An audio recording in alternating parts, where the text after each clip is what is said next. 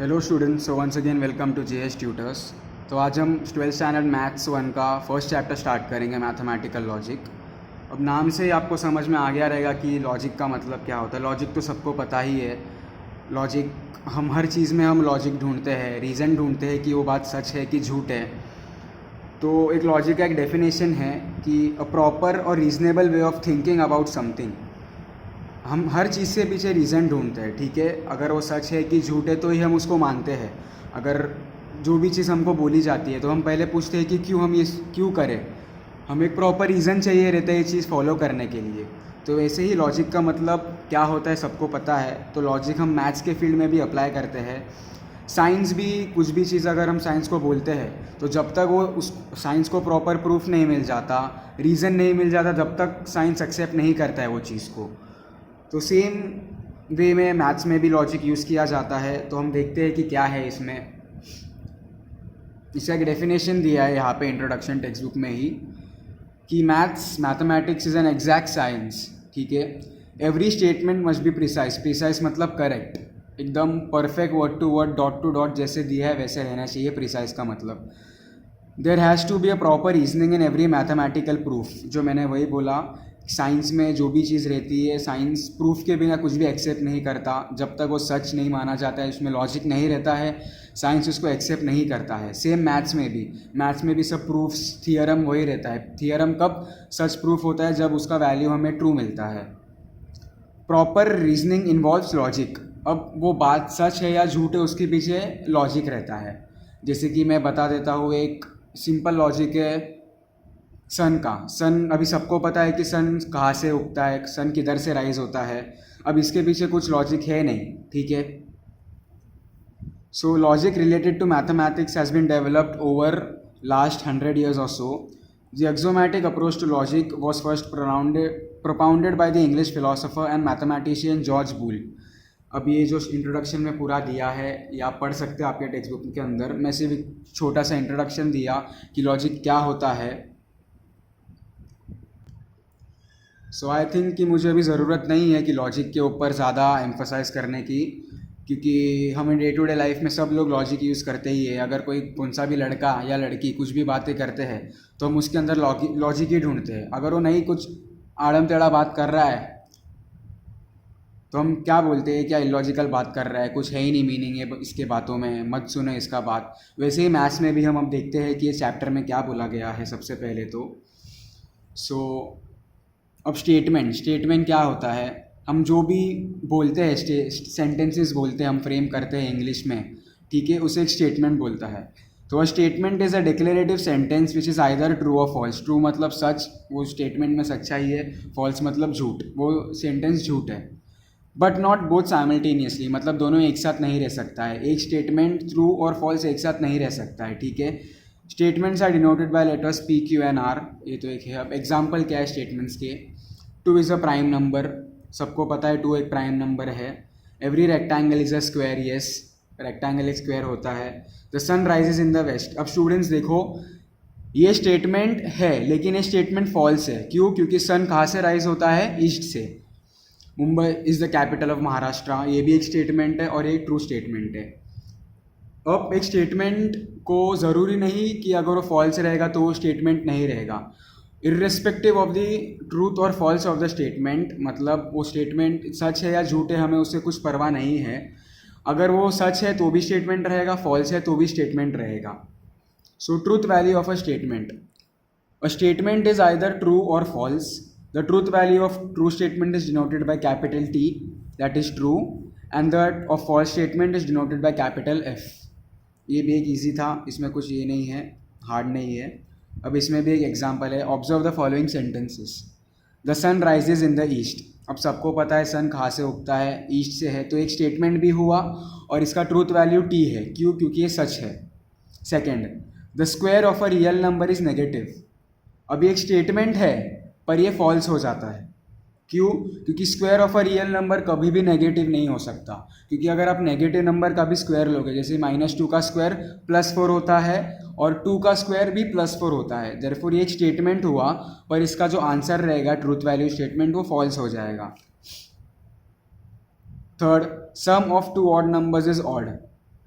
अब आप ये करके दे सकते हो, दो ऑड नंबर ले लो आप, जैसे कि मैं एक ऑड नंबर ले रहा हूँ 3 और 5, 3 और ऑड नंबर है, 5 भी एक ऑड नंबर है, सम का मतलब होता है प्लस। अब दोनों को ऐड करो, 3 + 5 क्या हुआ 8, 8 is an even number, therefore ये स्टेटमेंट तो हुआ, पर ये फॉल्स है कि ट्रू है? अभी 3 + 5 8 दिया मुझे, 8 is an even number, therefore this statement is false. अब आप देख सकते हो आगे यहाँ पे भी हमने वही दिया है, ये the truth value statements of 1 and 4, मतलब 1 and 4 इसका ट्रू है, 2 और 3 का फॉल्स है, जो मैंने सेम बताया था। अब कौन से सेंटेंसेस स्टेटमेंट नहीं कंसिडर किया जाता है लॉजिक के अंदर, वो मैं बता रहा हूँ। जितने भी ग्रामेटिकल सेंटेंसेस रहते हैं ना, ग्रामेटिकल सेंटेंसेस जैसे कि एक्सक्लेमेटरी, एक्सक्लेमेटरी सबको पता है, एक्सक्लेमेटरी मतलब क्वेश्चन, सॉरी, एक्सक्लेमेशन मार्क वाले सेंटेंसेस, एक्सक्लेमेशन मार्क वाले, जैसे कि ये एक्सक्लेमेशन सेंटेंस हुआ, ये सबको पता है, ग्रामर में सबने सीखा था क्या होता है exclamatory sentence.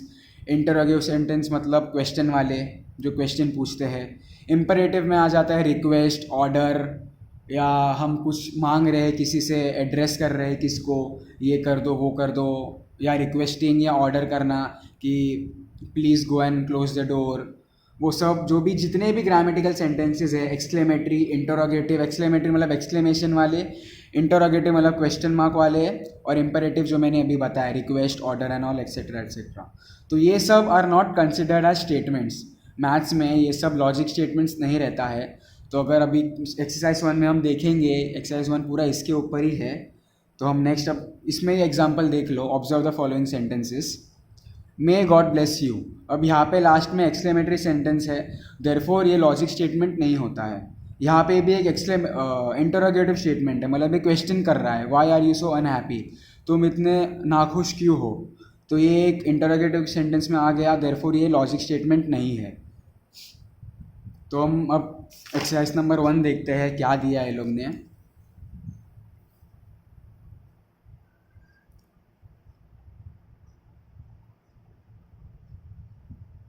State which of the following sentences are statements, हमें बताना है कि कौन से सेंटेंसेस स्टेटमेंट है मैथ्स में, मैथमेटिकल लॉजिक के हिसाब से। जस्टिफाई और answer it if is a statement, अगर वो स्टेटमेंट है तो हमें उसका आंसर भी बताना है, मतलब रीज़न देना है। जैसे कि मैंने वही बोला था, लॉजिक में क्या चाहिए, हमें रीज़न ढूंढना रहता है लॉजिक में। अगर वो रीज़न सच है तो स्टेटमेंट रहे, स्टेटमेंट तो रहता ही है, बस हमें ये देखना है कि वो ट्रूथ है कि फॉल्स है, और रीज़न वैलिड रहना चाहिए, इलॉजिकल नहीं रहना चाहिए उसके लिए, ठीक है। अब फर्स्ट,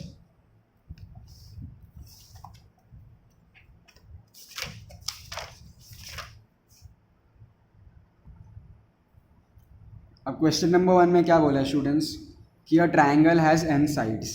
अब सबको पता है कि ट्रायंगल में कितने साइड्स रहते हैं, कितने साइड्स रहते हैं, ऑफ कोर्स 3।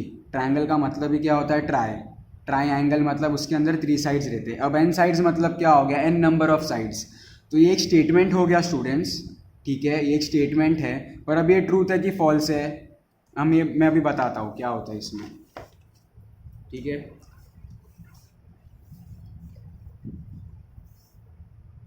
एक्सरसाइज 1.1 लॉजिक का क्या बोला है इसमें, कि a triangle has n sides. अब मैंने स्टार्टिंग में बताया था कि ट्रायंगल में कितने साइड्स होते हैं, 3 साइड्स रहते हैं, therefore since triangle has 3 sides, ये हो गया हमारा रीज़न। अब एक स्टेटमेंट है तो हम कैसे लिखेंगे, हर सम में, हर क्वेश्चन में अलग अलग तरीका रहता है लिखने का, ये फर्स्ट में सब बताऊंगा डिफरेंट जो इजी आप खुद से सॉल्व कर सकते हो। अब इसका रीज़न मैंने बता दिया कि ट्रायंगल हैज़ 3 साइड्स, ये लॉजिक सबको पता है, और ये प्रूफ भी हो चुका है कि ट्रायंगल की 3 साइड्स रहते हैं। देयरफॉर अब जो स्टेटमेंट हम लिखेंगे कि this is a statement, this is a statement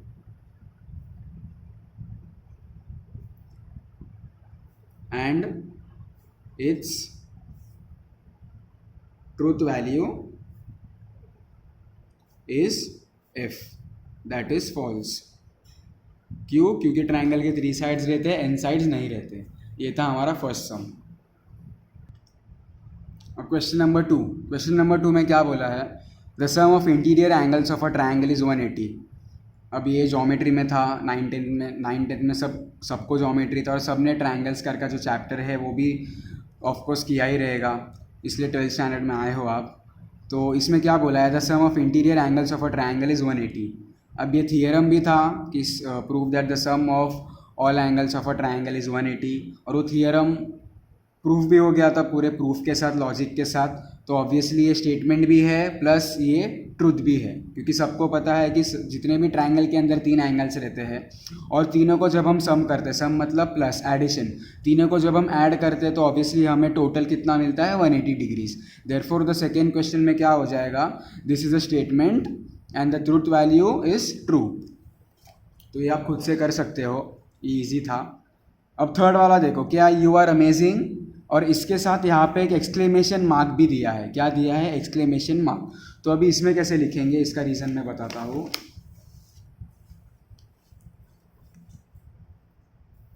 third one, you are amazing,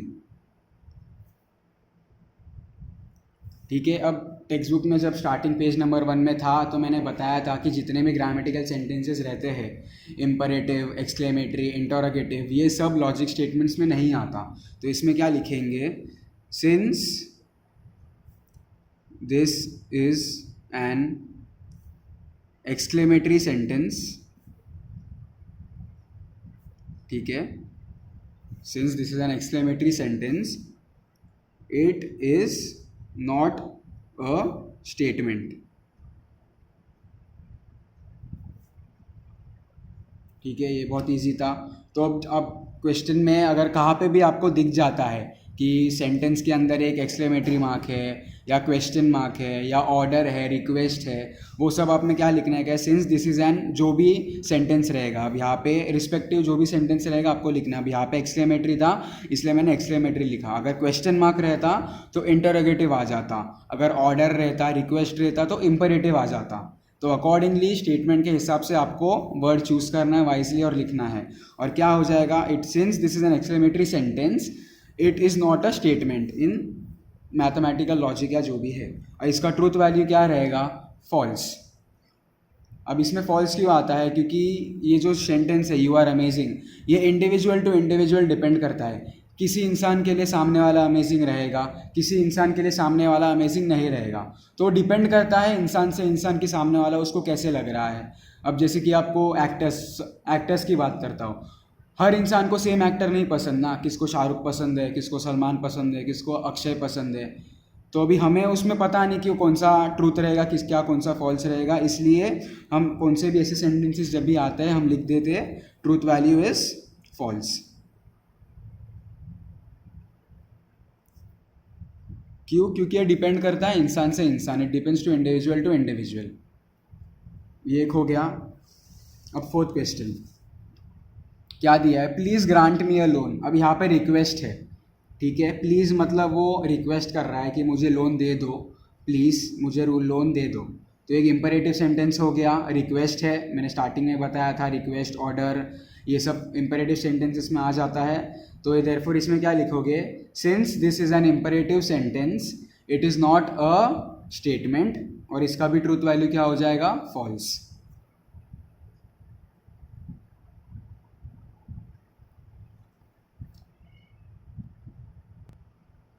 question number 5, under root of -4 is an irrational number. अब स्टूडेंट्स, अंडर रूट ऑफ -4 सबको पता है कौन से कैटेगरी में आता है, 11th स्टैंडर्ड के सेकेंड चैप्टर में था, कॉम्प्लेक्स नंबर। आपको सबको पता है नेगेटिव रूट, ये कॉम्प्लेक्स नंबर के कैटेगरी में आता है। और इरेशनल नंबर भी सबको पता है क्या होता है। इरेशनल नंबर थोड़े अलग टाइप के नंबर्स सिस्टम में आ जाते हैं, पर रियल नंबर्स के अंदर ही आते हैं। तो सिंस अभी सबको पता है कि under root of -4 complex number की कैटेगरी में आता है, मतलब ये एक इरेशनल नंबर नहीं है।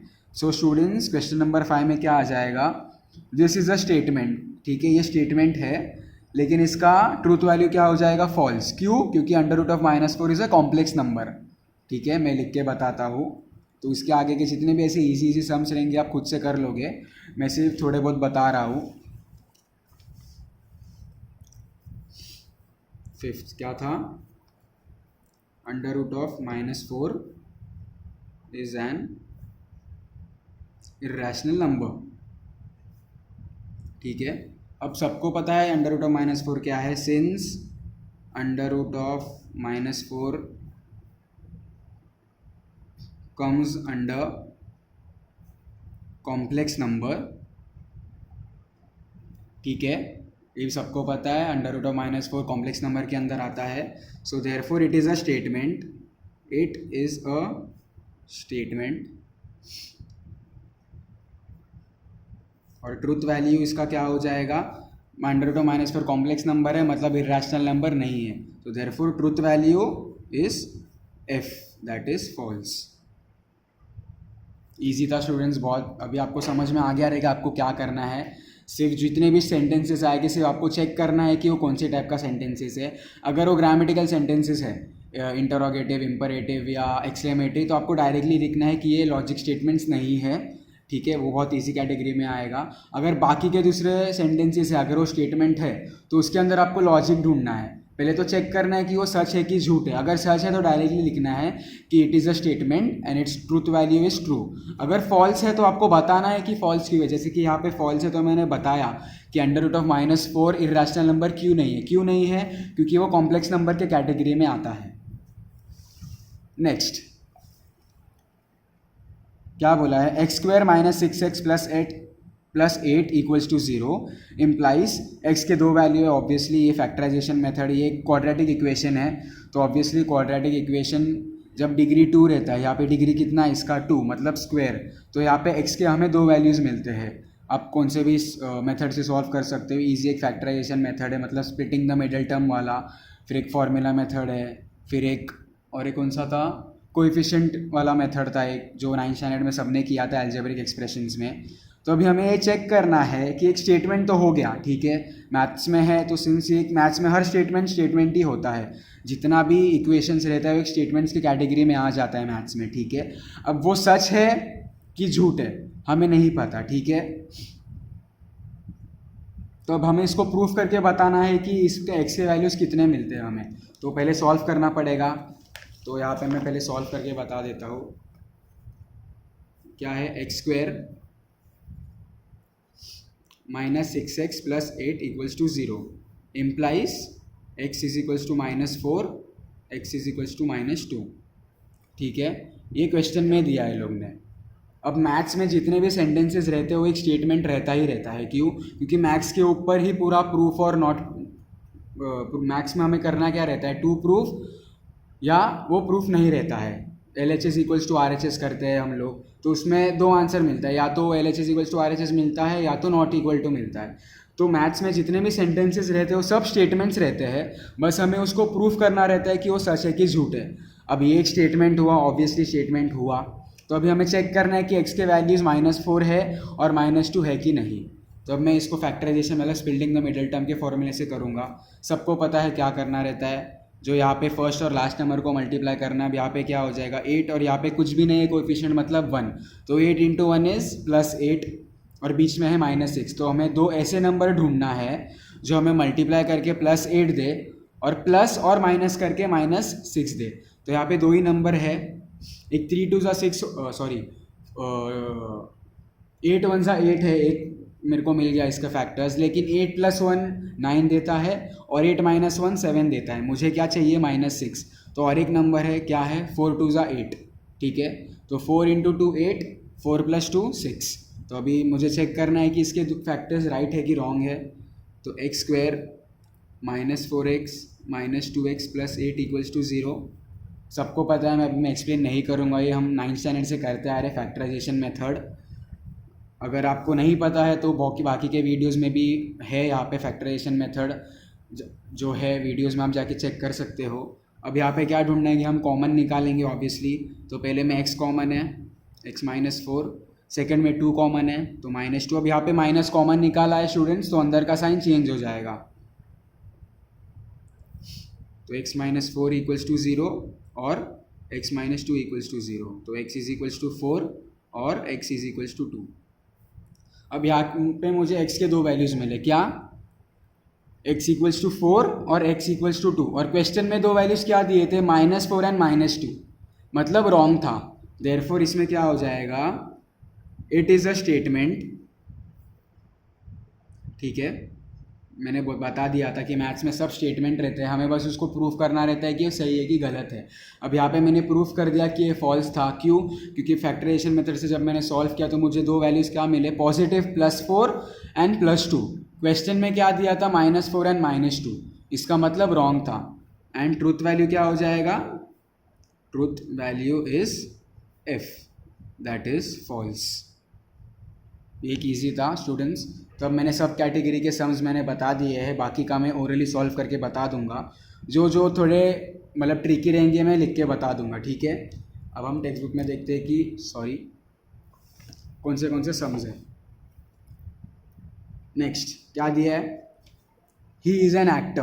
अब स्टूडेंट्स कौन सा भी इंसान, कौन सा भी लड़का या लड़की आ सकता है और डायरेक्टली बोल सकता है मैं एक एक्टर हूँ, मैं एक एक्ट्रेस हूँ। अभी हमें थोड़ी ना पता कि वो सच में एक्टर है कि एक्ट्रेस है। उसने तो खुद को डायरेक्टली डिक्लेयर कर दिया है ना, उसने सीधा घोषित कर दिया है कि मैं एक एक्टर हूँ, मैं एक एक्ट्रेस नहीं हूँ। तो अभी हमें नहीं पता, तो ऑब्वियसली ये किस में आ जाता है, ये बता रहा है, ये डिक्लेयर कर रहा है। डिक्लेरेटिव स्टेटमेंट भी एक ग्रामेटिकल सेंटेंस है, देयरफॉर ये स्टेटमेंट क्या हो जाएगा, it is not a logical statement. Next वाला आप खुद से कर सकते हो। इंटरोगेटिव मतलब क्वेश्चन मार्क वाला है, तो मैंने बता दिया, ये सब मैं नहीं बताऊंगा, ये आप खुद से कर लोगे। नेक्स्ट वाला भी सेम है, have a cup of cappuccino. Request कर रहा है, मतलब बोल रहा है सामने वाले को कि कॉफ़ी पी लो तुम। तो ये आपको बता दिया है मैंने कौन से कैटेगरी में आ जाता है। अब टेंथ वाला स्टूडेंट क्या है, ये x+y the whole square equals to x² + 2xy + y² for all xy belongs to real numbers. अब स्टूडेंट एक मैथमेटिकल स्टेटमेंट सेंटेंस है, तो मैंने क्या बताया था कि मैथ्स में जितने भी सेंटेंस रहते हैं वो एक स्टेटमेंट रहता है, हमें बस चेक करना है कि वो सही है कि गलत है। तो इसमें क्या आ जाएगा, दिस इज़ अ स्टेटमेंट। अब चेक करना है। अभी x+y द होल स्क्वायर क्या है, a + b the whole square का formula. a + b the whole square का फॉर्मूला क्या है स्टूडेंट, सबको पता है, 8th स्टैंडर्ड से पढ़ते आ रहे हैं, a² + 2ab + b²। अब a और b के जगह पे क्या दिया है क्वेश्चन में, x एंड y, तो राइट है a² + 2ab + b², x² + 2xy + y² for all x and y belongs to real numbers, therefore this is a statement and truth value is t, that is truth. Next, every real number is a complex number. Every real number is a complex number. Students ये एक statement है, maths के इसमें आ गया, लेकिन अब ये सच है कि झूठ है मैं बता सकता हूँ, आप बता सकते हो कि नहीं, आप खुद से भी कर लोगे। सबको पता है कॉम्प्लेक्स नंबर क्या होता है, रियल नंबर्स क्या होता है, नंबर सिस्टम सबको पता है। रियल नंबर्स के अंदर सब आ जाते हैं, whole numbers, natural numbers, rational number, irrational number, और कॉम्प्लेक्स नंबर की कैटेगरी भी सबको पता है, तो आप ये खुद से सॉल्व कर सकते हो। Next, 1 is a prime number. ये एक स्टेटमेंट हुआ, मैथमेटिकल स्टेटमेंट हो गया, देयरफॉर ये इसमें क्या हो जाएगा, दिस इज़ अ स्टेटमेंट। अब सच है कि झूठ है, 1 प्राइम नंबर है कि नहीं है, ऑब्वियसली 1 प्राइम नंबर नहीं है, प्राइम नंबर 2 से स्टार्ट होता है। प्राइम नंबर क्या होता है वो भी मैं बता देता हूँ। Prime numbers are that numbers जो सिर्फ खुद के टेबल में आता है, जैसे कि 2, 3, 5, 7, 11। 1 ऑड नंबर हो गया, ठीक है, therefore this is a statement. और इसका ट्रूथ वैल्यू क्या हो गया, 1 प्राइम नंबर नहीं है, तो obviously truth value is f, that is false. Next, with the sunset the day ends. Obviously sun जब भी सेट हो जाएगा, से मतलब जब ढल जाता है सूरज, तो तभी दिन खत्म हो जाता है, therefore this is a statement and truth value is t, मतलब truth. Next, 1 factorial equals to 0। Factorial भी सबको पता है, सबने पढ़ा था 11th स्टैंडर्ड में। फैक्टोरियल का एक नया फंक्शन इंट्रोड्यूस किया गया था। 1 फैक्टोरियल मतलब 1 फैक्टोरियल 1 × 1 कितना होता है, 1 ऑब्वियसली। अब यहाँ पे लोग ने कितना दिया है, 0। अब मैथ्स में एक सेंटेंस है, therefore it is a statement, मैंने बताया था। अब स्टूडेंट्स एग्जाम में या क्वेश्चन में अगर आपको दिखता है मैथमेटिकल सेंटेंसेस, तो वहाँ पे चुपचाप आप लिख के आ जाना, इट इज़ अ स्टेटमेंट। आपको सिर्फ चेक करना है कि वो सच है कि झूठ है। अब 1 फैक्टोरियल 1 होता है, 0 नहीं होता है, ठीक है, देयरफॉर इसका ट्रूथ वैल्यू क्या हो जाएगा, फॉल्स, मतलब f। Next, 3 + 5 is greater than equal to 11। Same मैंने बताया था, मैथमेटिकल सेंटेंस है, मतलब वो स्टेटमेंट ऑब्वियसली रहेगा, सिर्फ चेक करना है ट्रूथ है कि फॉल्स है। अब यहाँ पे क्या दिया है, 3 + 5 कितना होता है, 8। अब हमें चेक करना है 8 11 से बड़ा है कि नहीं है। ऑब्वियसली 8 11 से छोटा है, यहाँ पे ग्रेटर देन्स का साइन यूज़ किया है, मतलब ये फॉल्स हो जाएगा। Therefore 3+5 is greater than equal to 11 में क्या हो जाएगा, it is a statement and it's truth value is f, that is false, क्योंकि 8 इज लेस देन 11। तो स्टूडेंट्स अब आप ये एक्सरसाइज खुद से कर लोगे, बहुत ईजी है, आपको ज्योमेट्री अलजेब्रा सब पता ही होगा, तो आप खुद से कर लेना। सिर्फ ध्यान रखना अगर ग्रामेटिकल सेंटेंसेस आते हैं, मैं वापस से बता रहा क्विक रिवीजन दे रहा हूँ, अगर ग्रामेटिकल सेंटेंसेस आते हैं, ग्रामेटिकल सेंटेंसेस में मैं बता देता हूँ कि ग्रामेटिकल सेंटेंसेस में क्या क्या है, ठीक है। सॉरी, ग्रामेटिकल सेंटेंसेस में आता है एक इम्परेटिव। इम्परेटिव में मतलब रिक्वेस्ट, ऑर्डर। रिक्वेस्ट में मतलब please give me a glass of water. Order में सब बोल सकते हैं गो एंड क्लोज द डोर। फिर आप किसी को कुछ बोल रहे हो, मांग रहे हो, please give me a loan या can you give me a pen, ये सब इम्परेटिव में आ जाता है। फिर एक्सक्लेमेटरी, एक्सक्लेमेटरी तो सबको पता है, एक्सक्लेमेशन मार्क वाला। फिर इंटरोगेटिव मतलब question mark, what is your name, where do you live, ये सब इंटरोगेटिव में हो गया, मतलब क्वेश्चन पूछ रहा है सामने वाले को। फिर डिक्लेरेटिव जो डायरेक्टली बता देता है, डिक्लेयर कर रहा है कि I am a boy, I am a girl, तो हमें नहीं पता ना कि वो क्या है। वो अभी जैसे कि एग्जांपल देख लिया था मैं, आई एम एन एक्टर या ही इज़ एन एक्टर, तो किसी किसी के लिए एक्टर रह सकता है, किसी के लिए एक्टर नहीं रह सकता, वो सब डिक्लेरेटिव स्टेटमेंट्स में आ जाता है। तो ये सब स्टेटमेंट्स स्टूडेंट्स, ग्रामेटिकल सेंटेंसेस, ये नॉट लॉजिकल होता है, नॉट लॉजिकल स्टेटमेंट्स, ये याद रखना आप। तो जब भी एग्ज़ाम में या क्वेश्चन में आप ये चारों में से कुछ भी देखते हो, request, order, exclamation mark, question mark पूछ रहा है, कुछ भी सेंटेंसेस या डिक्लेरेटिव स्टेटमेंट्स है, ये सब लॉजिकल स्टेटमेंट्स नहीं होते, तो आप डायरेक्टली लिख सकते हो since it is an accordingly, question के अकॉर्डिंगली क्या है, अगर इंपरेटिव रहेगा तो since it is an imperative sentence it is not a logical statement, since it is not an exclamatory sentence it is not a logical statement. ये एक हो गया। फिर मैथ्स का बता रहा हूँ मैं, मैथ्स में जितने भी सेंटेंसेस हैं वो लॉजिकल स्टेटमेंट्स रहता है।